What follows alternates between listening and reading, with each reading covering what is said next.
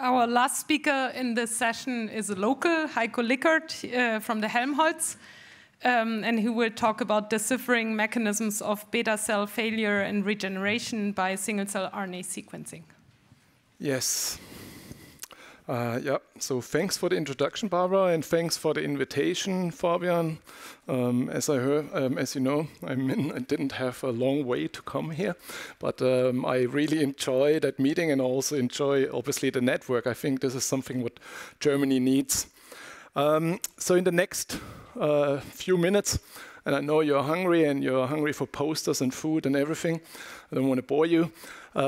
I would like to show you actually a more biological talk, not so much on the computational side, but I would like to show you how single-cell RNA-seq can actually show nice details of degeneration of beta cells in old models, but then also how you can use single-cell RNA-seq to decipher pharmacological effects in regeneration.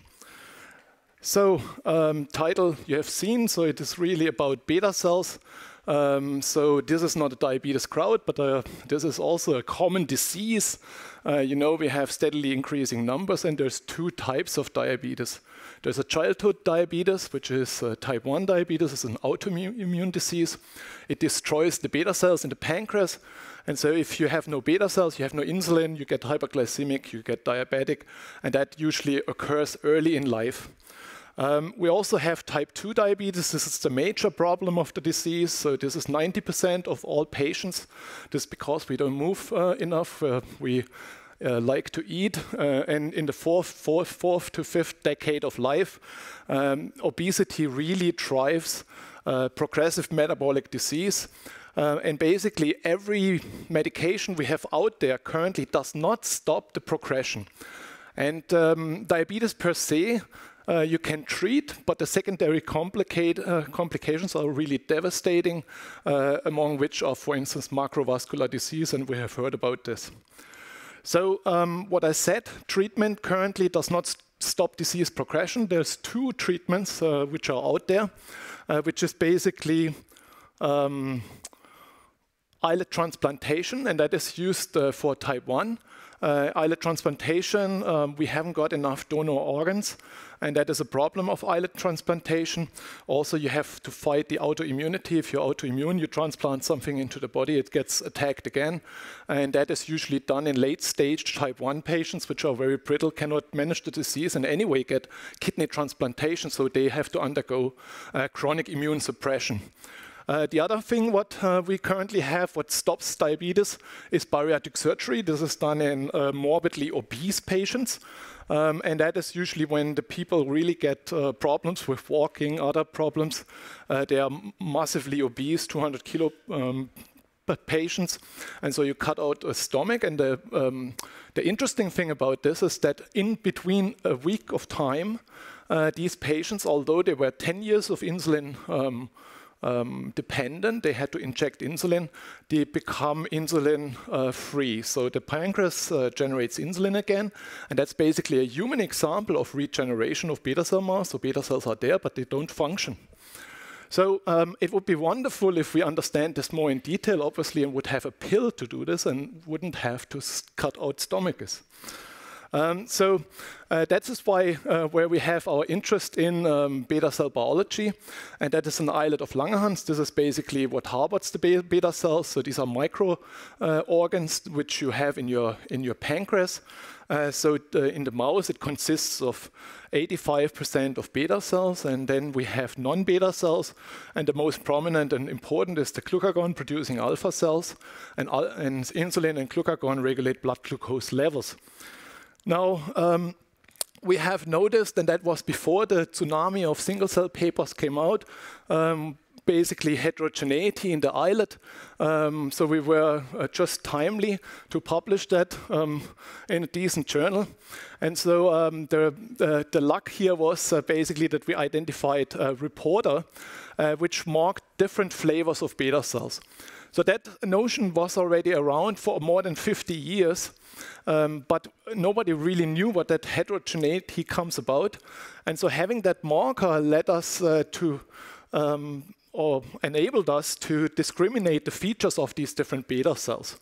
And so there was a lot of excitement in the field, and still is, because I really think heterogeneity in homeostasis, but also in disease, is very important to understand, especially if you want to regenerate a certain cell type.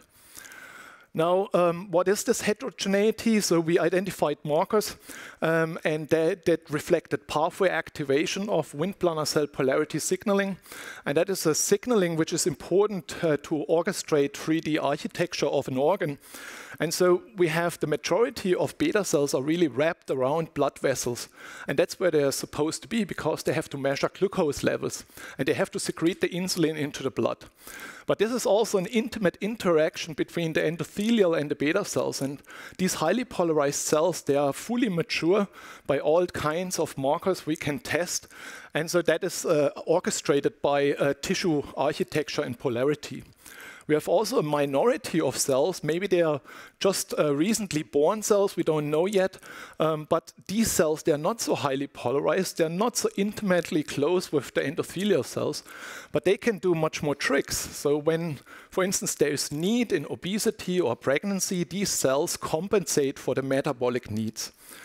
So that was interesting, and having this marker enabled us to sort out these cells, profile them, and what we learned is what I said already, non-canonical Wnt signaling really drives beta cell maturation. This is really important also if you want to get these cells from stem cells.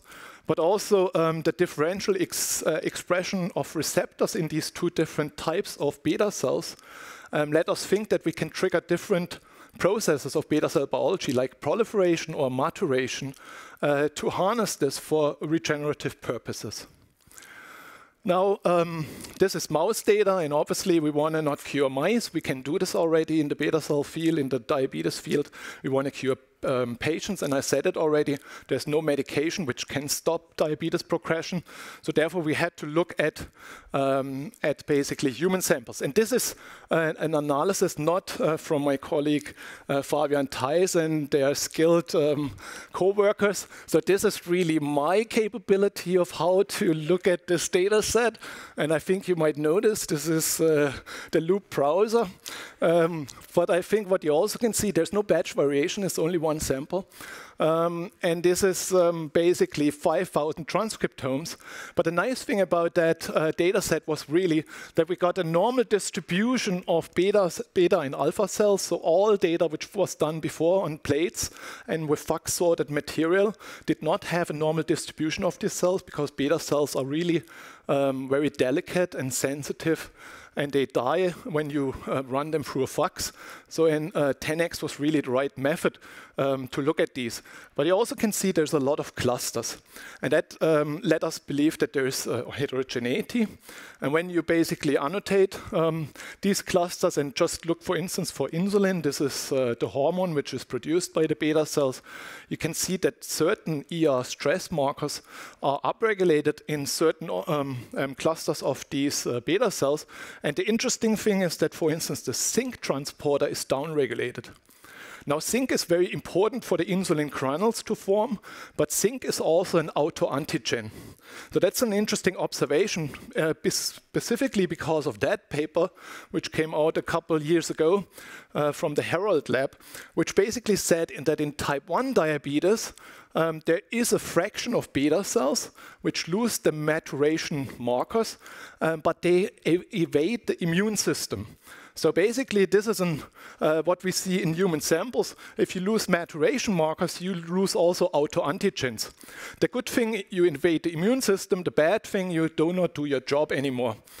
Basically, these cells they cannot glucose sense, they are not insulin secreting, and therefore they are not good for the body.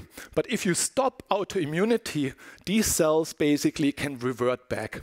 And that was a first example of dedifferentiation and redifferentiation. And that is essential that we understand these mechanisms if we want to regenerate beta cell mass in type 1 or type 2 patients. So if you really want to understand this, you have to understand how beta cells are formed. And this is one major part of my lab. We try to understand how beta cells develop through embryogenesis. And there, multipotent pancreatic progenitors get consecutively lineage restricted from a multipotent to a bipotent to a unipotent fate, and they become endocrine cells and then form all the 5 cell types you can find in the islets, the alpha, beta, delta, pp, epsilon cells. So that process is only a transient process. And the pancreas is not really a stem cell organ like the gut, the blood, or the skin, which turns over in no time. So there's still a debate if there's something like facultative stem cells out there in the pancreas. The thing is, if there are stem cells there, the turnover is very low. But still, we have to find markers and still prove the idea. So the prevalent idea in our field is really that beta cells are formed by beta cells. And that's why everybody was looking for proliferative agents to drive these into proliferation to regenerate beta cell mass. But that is a very dangerous game because pancreatic cancer is one of the most deadly diseases. And if you know beta cells in an adult human being, 40 or 50 years old, the proliferation rate is 0.02%. So you really have to hit them very hard if you want to convince them to proliferate. So another idea is Strands differentiations, and there's beautiful data from the Herrera lab, 3 Nature papers, 2 in mouse, now the latest is in human, where he shows that alpha cells, but also delta cells can be convinced to trans differentiate into beta cells. And I will talk about this later a little bit. And as I said, there is the notion, and this really was a paradigm change in the diabetes field because people thought beta cells die, but after bariatric surgery, we knew that there must be something there, and these cells are likely the dedifferentiated cells, so there's good evidence in mouse and human models, and a lot of people now, including us, really work on this concept of de- and redifferentiation. So dedifferentiation upon stress, autoimmune stress, or glucolipotoxic stress in type 2. Now, dedifferentiation, I think I alluded already to it. We have mature cells. In a normal islet, we also have immature cells. They can basically, immature cells give rise to mature cells. But then if you have stress, these cells revert back, maybe along developmental trajectories, and they go back in developmental history to a progenitor-like state. And by doing so, they lose their mature functions like glucose sensing and insulin secreting. They also upregulate developmental programs and genes which you haven't or which you don't see in an adult state. So importantly is they also downregulate the glucose transporter, therefore they are not glucose sensitive anymore, and this also shields them from the hyperglycemia. So with increasing, so glucose is really toxic also for the beta cells, and it triggers dedifferentiation. And that is actually the reason why we turned to a very old model. Before I'm coming to the model, the questions obviously in the dedifferentiation field are still, what is the fate of beta cells when they are experiencing hyperglycemia for a long, long time, like you have it in pre-diabetic states? Can we actually redifferentiate dedifferentiated beta cells? And what pathways or molecules do we have to identify or trigger to redifferentiate beta cells? So as I said, we turned to a very old model. So this is not the earliest publication that dates back to the 50s. So there's probably 10,000 papers on this STZ model. It's a classical model. STZ is a glucose analog. It gets shuttled into the beta cells via the GLUT2 transporter. And then it's an alkylating agent which basically kills beta cells. And so this would be a normal beta cell. Granularity you can use. This is the insulin granules. And this is after STC. You see some beta cells remaining. But basically, most of the beta cells die. There's islet distortion. The islets look very ugly. You will see this in a minute. These animals become hyperglycemic because they cannot produce insulin anymore. And there's also a massive immune infiltration. So people have viewed this model a little bit as a type 1 model, but obviously in absence of autoimmunity. So this is a good model to kill beta cells. And when I've started with this model, I did not really know or think that is a particular good model to translate anything to human, because it's really an experimental model. You kill beta cells with a toxin. But you will see in the end, we learned a lot from this model. So basically what we did, we killed the beta cells. This is 5 times low dose, and then we do a 100 days time course. So 100 days of hyperglycemia. And the first question then was basically, what happens to the beta cells and the non-beta cells after this sustained hyperglycemia? So this is what the diabetologists do. They measure glucose levels, and you can see after killing the beta cells, these animals are hyperglycemic. And we were actually surprised that they can survive for such a long time with this very high glucose levels. Now, when you look at the islets, I think for a non-expert, very easy to see. I mean, insulin is labeled in red. You can see almost everything of the insulin cells are gone. You kill approximately 80% of the cells, and that's also what we really like about this model, because that is when you get overt diabetic, and that is, we are thinking that we want to treat pre-diabetic patients which are just at the edge to develop diabetes. So I think it's a good model. You also see that there is a lot of non-beta cells which apparently increase in number, and we can only say that these are relative numbers. So we used single-cell RNA-seq, and first of all, we looked at a normal healthy islet, and what we see is we find 70% beta cells, 10% alpha cells, 6% delta cells. And the interesting thing is when you start to basically zoom into just the beta cells, what we can see is we find 2 clusters. And that is exactly what we found basically with our lineage label, what I've introduced to in this Nature paper. And so we have a minority of immature cells, and we have a majority of mature cells. And the nice thing, obviously, we get nice transcriptional readout of these cells, and it shows that the mature cells have maturation markers on, whereas the immature cells, they express rather markers of immature endocrine cells, but also have some ER stress. Now, we used the Karachenko tool, and in this case it worked really well. So basically what we see is that immature cells go towards mature cells, and that is what we have proven already with lineage tracing in that study before.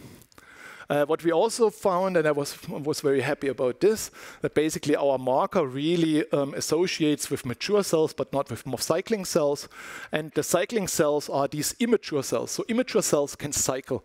So if you want to stimulate a cell in the islet, you should stimulate these immature cells, and they have a different transcriptome, as you just have seen. So when we then go into the SDC treatments, it looks interesting. So what we see is basically we have a toxin which kills beta cells. So what do we expect? Question, we kill beta cells. So basically you see a reduction of beta cells. The other cells, they are actually increasing rather. And you see that, for instance, the alpha cells, they still do not overlap 100% with cells in control islets. So they also de-differentiate, but the biggest effect you really see in terms of how the beta cells shift in their transcriptome. And so we were speculating, obviously, that these were de-differentiated cells, although we didn't know it. At this time, de-differentiation was not described in this model. So basically, when we now just focus on the beta cells, that is very nice. And there was a long debate about if healthy, mature versus immature, if the immature cells are de-differentiated cells. But if you align them along cell-to-cell distance, because that's not a pseudotime, it comes from different animals, so we cannot just put them next to each other. But basically, what we see is that we have mature cells, the immature cells. I have shown you the cluster before. Then we have the de-differentiated cluster. And what you see majorly popping up here is that, first of all, the maturation markers get lost. So that is the definition of de-differentiation.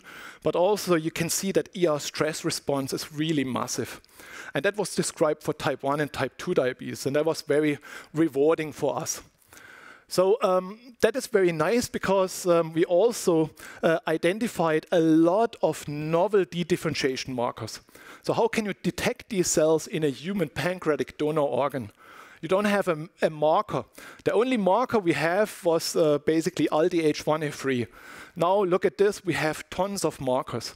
And that is very nice because now we can go back into human specimens and see how much dedifferentiation you have along the progression of deeply phenotyped patients. Now, basically, this was the first part of the story. So we really used the STC model, and we saw nicely that these cells dedifferentiate. We have a complete new dedifferentiation signature. The interesting thing is that we have a lot of surface markers. This is nice because we can sort out these cells and profile these cells. And we hope we can do this now not only in mice, but also translate this to human.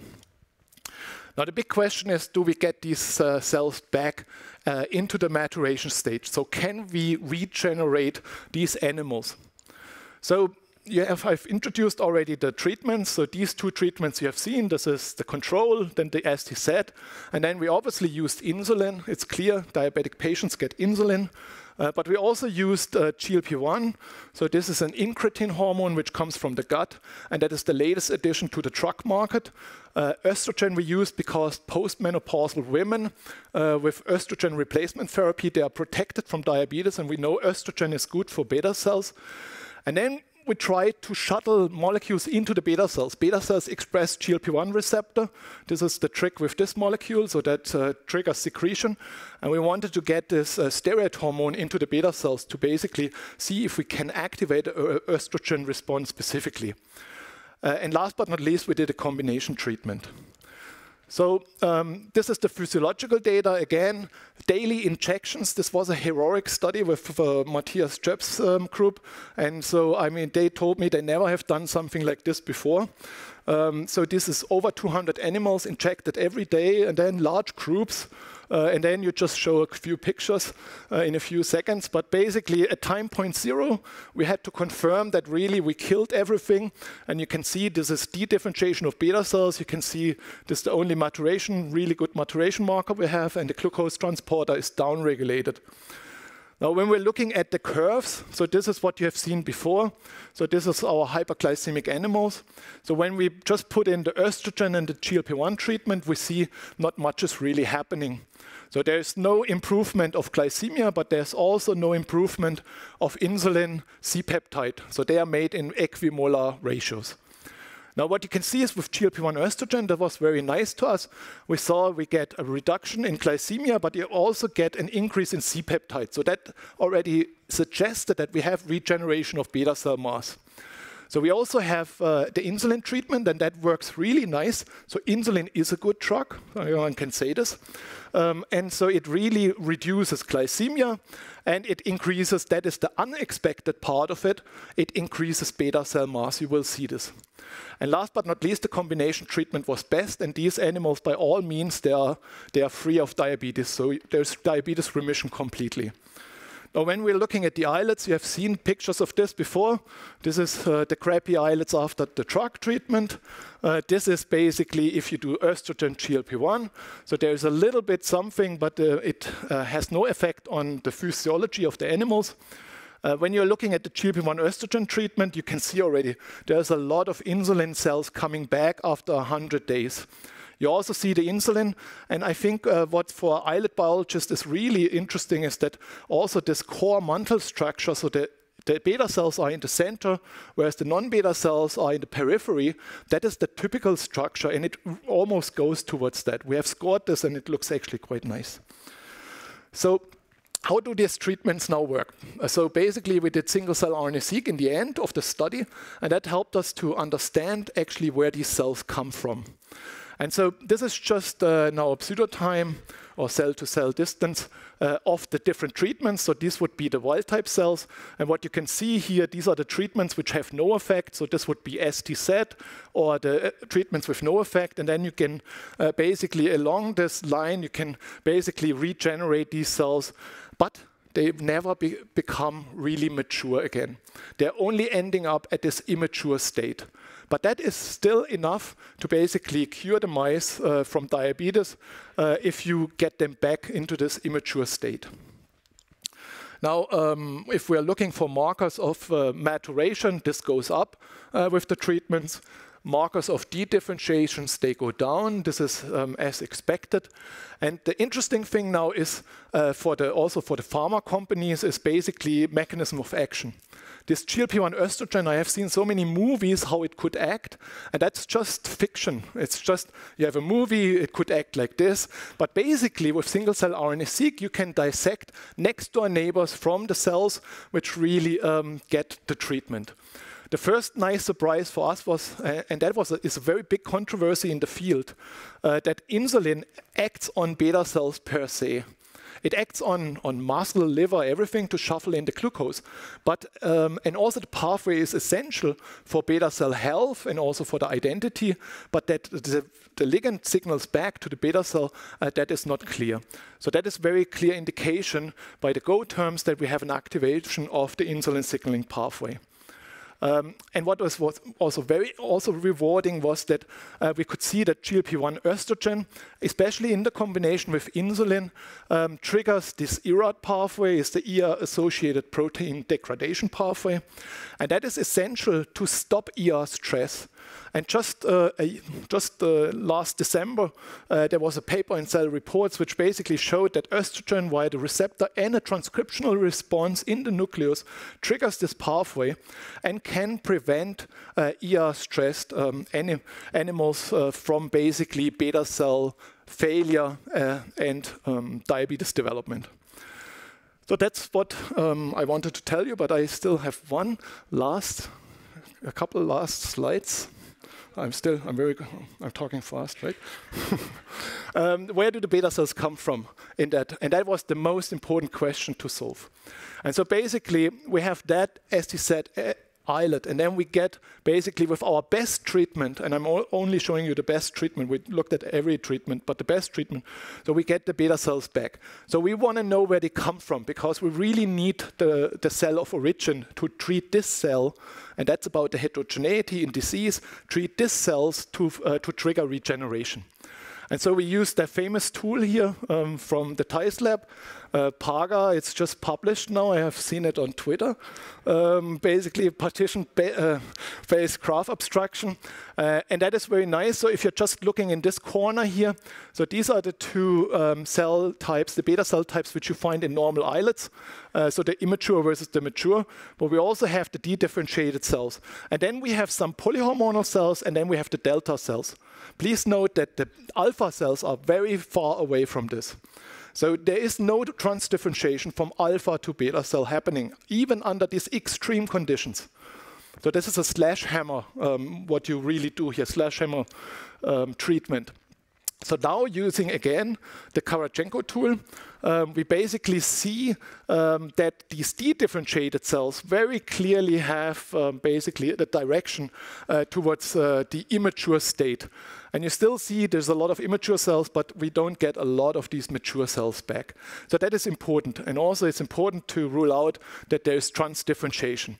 If there is any transdifferentiation, and Pedro Herrera also has shown this, delta cells can go into the beta cell lineage, and they are also developmentally much closer related. During development, they form at the same time. So I would be rather convinced that you can get delta cells into the beta cell lineage. So this is the origin. So the take-home message basically is we learned a lot about dedifferentiation in the disease model. We have tested a lot of different drugs on regeneration.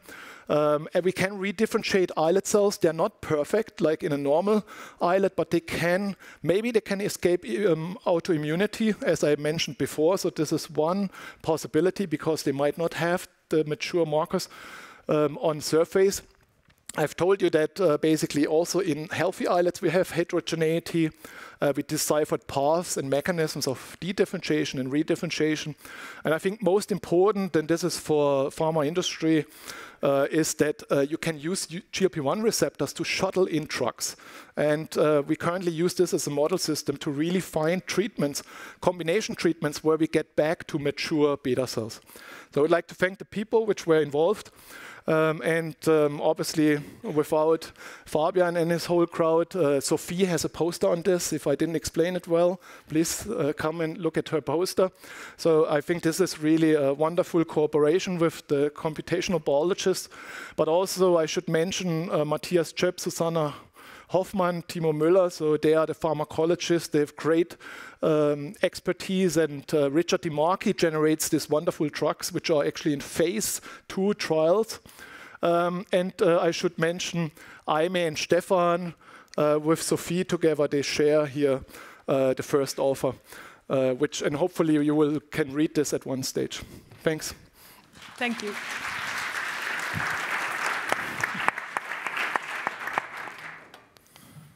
Questions for Heiko? Everybody's hungry, I know.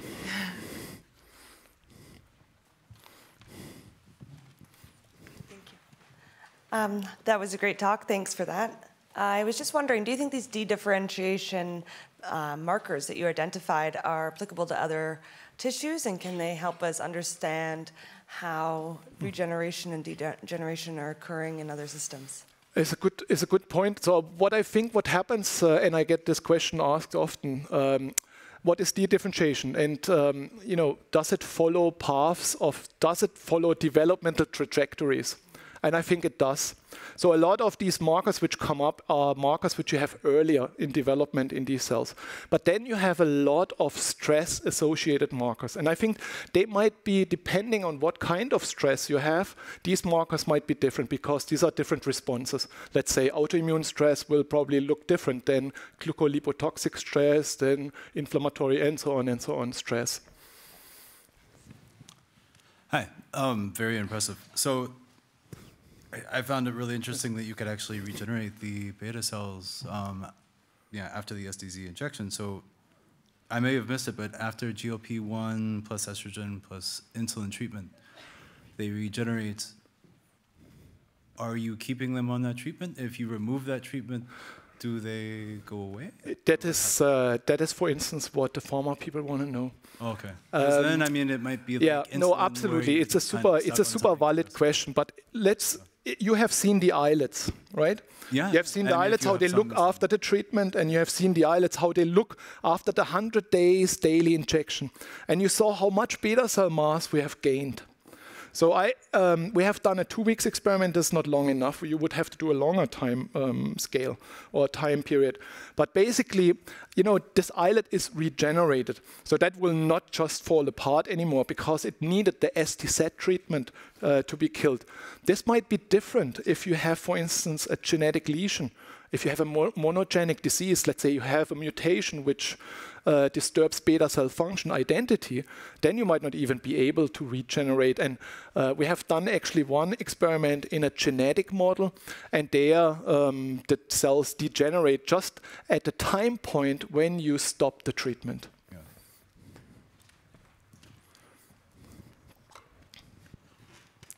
Hi, Heiko. Wonderful talk. I was wondering how we can extrapolate some of your model or the data in the aging, during the aging, like physiological aging. Do you have some challenges there? Yeah. There's data out there. If you can check, basically, Klaus Kästner has had a paper on aging, and indeed the beta cells change during aging. So the comment which we got on our Nature paper, which I introduced, was this is young versus old cells. And yes, by markers maybe it is, but I wonder, we were describing this in a young mouse. So do you have already in a young mouse old cells? Yeah, maybe yes. Yeah. If you have constant birth of cells and then the ones which were born at birth and the others 3 months later, yes, then you have an old and a young. But I think it's a super relevant question, especially for type 2.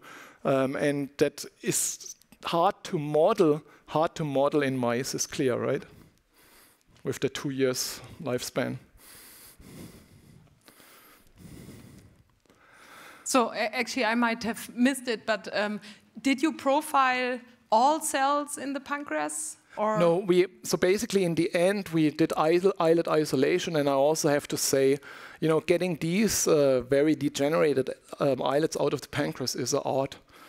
It's okay. Really, and they did a very good job because we have the single cell profiles, and there is actually, it's very endocrine enriched. It's really the islet cells. But then we have a lot of interesting, and I would like to talk to some immunologists here. We have a lot of interesting invasion of the immune cells, which we also now want to look at the signals, how that influence dedifferentiation and redifferentiation. Yeah, I was wondering the kind of the niche and the surrounding cells. Yes. Also, I guess mesenchyme, yes, endothelial cells. How do they respond? Maybe also to treatment. Do they show any effect? I don't know. So the mesenchymal cells really get activated, stellate cells. So you can see this right away. And I really think, I mean, endothelial mesenchymal cells, immune cells, I mean, they are so super important. And that's what we have to look at. Yes, absolutely. Yes, that would be great. Full picture. Yes. All right. Any other question? Everyone wants to eat? Yes, exactly. Or see posters first, I guess. Yeah. Thank you very much. Okay, thank you. And thanks to all speakers.